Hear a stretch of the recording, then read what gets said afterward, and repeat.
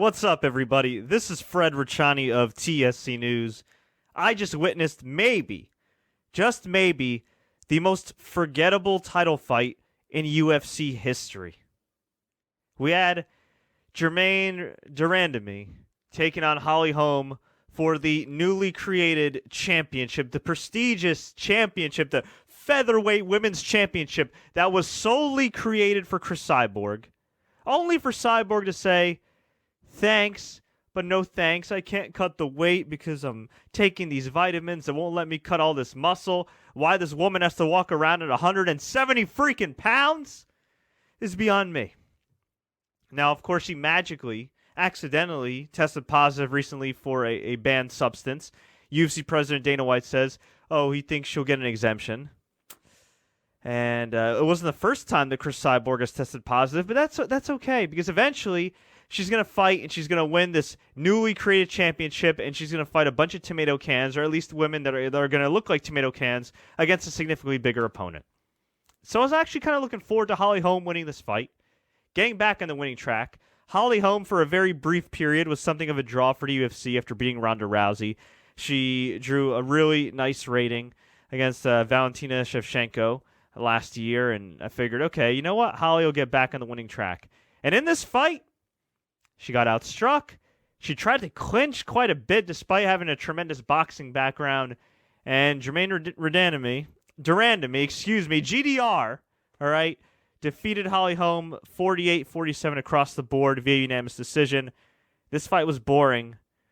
The refereeing in this fight was absolutely horrible. This bum, I don't even remember his name. I don't even give a damn what his name is. He should be fired. This was an embarrassing night for the New York State Athletic Commission. And look, MMA officiating, MMA judging is usually pretty damn bad. At best, it's inconsistent, but New York State was pretty bad tonight. This ref let GDR hit Holm not once, but twice. 2 separate rounds. After the bell, boop, boop. It was worse than Chad Mendes, Jose Aldo back in the day. At least that fight was in Brazil, where it was ridiculously loud. Brooklyn, not so much. I have a few friends that went to the show tonight at Barclays Center in Brooklyn, not too far from where I live. I chose not to go, had a few things going on. I wasn't able to attend the event, but I was able to watch it, of course, and cover it.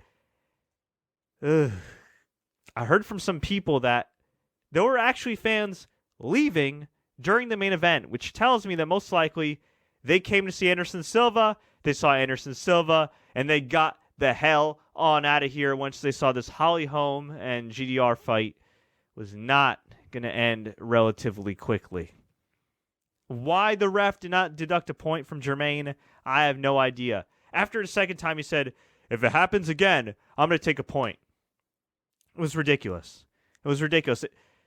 And you know what? To be fair to this ridiculously incompetent ref, I got to say, I did see some bad officiating, believe it or not, last year from Big John McCarthy, the middleweight champion of Bellator, whose name escapes me. He fought... Who did he fight? He fought Melvin Manhoff. And in the fight, I think he had like an illegal headbutt. He kicked the guy in the groin a couple times. And a few times Big John said, hey, I'm warning you. I'm going to take a point. And he never did. And it ended up costing poor Melvin Manhoff a fight he should have won anyway. So Holm, I don't think she necessarily got robbed. But you know what, man? 1 point, 2 points. That makes all the difference in the world in these kind of close fights. And yeah, it is what it is. Afterwards, Jermaine said that she's looking forward to eventually fighting Cris Cyborg, but she'll fight whoever the UFC puts in front of her. She put this over as a big moment for Holland. She's the first Holland UFC champion, or UFC champion from Holland since Bas Rutten. Woohoo! Please.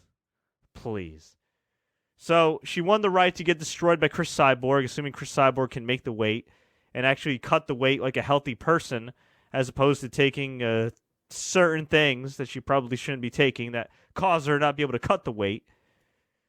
Ugh. And she mentioned that she's going to get surgery on her hand. So it's going to be a while before she fights again. Whatever. Good. I don't want to see her fight anymore. This fight was boring. No offense to Jermaine, but she did herself no favors going into this fight. She did herself no favors during this fight. She did herself no favors after the fight. There was even a guy who audibly yelled, "F you." Yeah. This fight sucked. This pay-per-view was not very good. We had a boring Anderson Silva-Derek Brunson fight. In a world where the UFC is desperate for star power, where the new parent company WME IMG needs to make money, needs to get a return on investment, where literally the only real star they actually have right now that's drawing money is Conor McGregor, the UFC, Sean Shelby or Mick Maynard or Mick Foley, whoever the hell booked this damn fight, Joe Silva's ghost, chooses to put Anderson Silva against, of all people, Derek Brunson. What? Nothing against Derek Brunson, but he's just the guy. And he's a dangerous guy, but he's just the guy. He's nobody fans are going to get excited about. He's nobody fans would recognize on a milk carton, on a bowl of Fruity Pebbles, on a box of Fruity Pebbles, and a bowl of Fruity Pebbles, whatever. Ugh. Anyway, Anderson Silva won via unanimous decision. 29-28, 29-28, 30-27. I think Derek Brunson did more to win. He got the takedown, landed more strikes, but selfishly, I'm happy Anderson won. Afterwards, he was crying. He essentially admitted that he's not as good as these young guys, but he still loves fighting. It sounded like Joe Rogan was trying to talk him out of retirement. What are you doing, UFC? What are you doing? Anderson Silva should be fighting legends. There's a lot you can criticize Bellator for sometimes, or any other MMA promotion that tries to capitalize on some big names. But Bellator just did a huge rating for Tito Ortiz versus Chael Sonnen. I would have much rather seen the UFC pay Chael Sonnen a stack of money, stacks of money, and book Sonnen versus Silva 3 and a Legends fight in the main event of this pay-per-view as opposed to the garbage we saw tonight. Whatever. I'm happy Anderson got the win, but Derek Brunson may have gotten robbed. We had Jacare submit Tim Bosch round 1 via Kimura.